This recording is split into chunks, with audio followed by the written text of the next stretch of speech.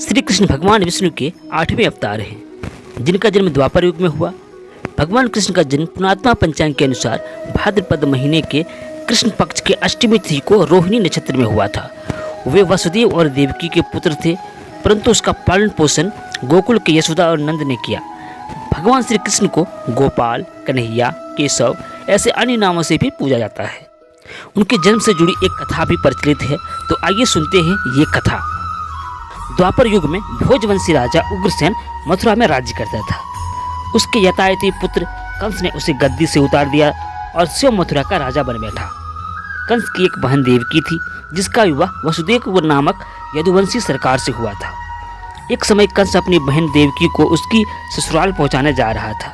रास्ते में आकाशवाणी हुई, हे कंस, जिस देवकी को तू बड़े प्रेम से ले जा रहा है, उसी में तेरा काल बसता है। इसी के गर्भ से उत्पन्न 8वां बालक तेरा वध करेगा। यह सुनकर कंस वसुदेव को मारने के लिए उद्यत हुआ। तब देवकी ने उसे विनयपूर्वक कहा, मेरे गर्भ से जो संतान होगी मैं तुम्हारे सामने ला दूंगी। बहनोई को मारने से क्या लाभ है। कंस ने देवकी की बात मान ली और मथुरा वापस चला आया। उसने वसुदेव और देवकी को कारागृह में डाल दिया। वसुदेव देवकी की एक एक करके 7 बच्चे हुए और 7 को जन्म लेते ही कंस ने मार डाला। अब 8वां बच्चा होने वाला था। कारागार में उन पर कड़े पहरे बैठा दिए गए। उसी समय नंद की पत्नी यशोदा का भी बच्चा होने वाला था। उन्होंने वासुदेव देवकी को दुखी जीवन को देख 8वें बच्चे की रक्षा का उपाय रचा। जिस समय वासुदेव देवकी का पुत्र पैदा हुआ, उसी समय संयोग से यशोदा के गर्भ से एक कन्या का जन्म हुआ, जो और कुछ ही नहीं सिर्फ माया थी।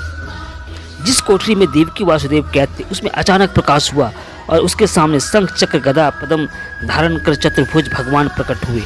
दोनों भगवान के चरणों में गिर पड़े। तब भगवान ने उनसे कहा, अब मैं पुनः नवजात शिशु के रूप में धारण कर लेता हूँ।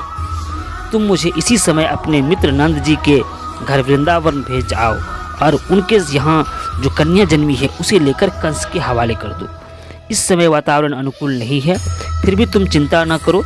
जागते हुए पहरेदार सो जाएंगे, कारागृह के फाटक अपने आप खुल जाए और उफनती अथाह यमुना तुमको पार जाने का मार्ग दे देगी।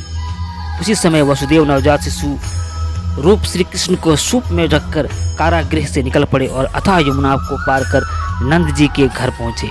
वहां उन्होंने नवजात शिशु को यशोदा के साथ सुला दिया और कन्या को लेकर मथुरा आ गए।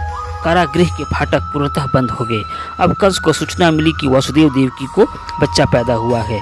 उसने बंद गृह में जाकर देवकी के हाथ से नवजात कन्या को छीनकर पृथ्वी में पटक देना चाहा, परंतु वह कन्या आकाश में उड़ गई और वहां से कहा, अरे मूर्ख, मुझे मारने से क्या होगा। तुझे मारने वाला तो वृंदावन में जा पहुंचा है। वह जल्द ही तुझे तेरे पापों का दंड देगा। यह है कृष्ण की जन्म कथा। जी हाँ दोस्तों, तो आपको ये कृष्ण की कथा सुन के कैसा लगा?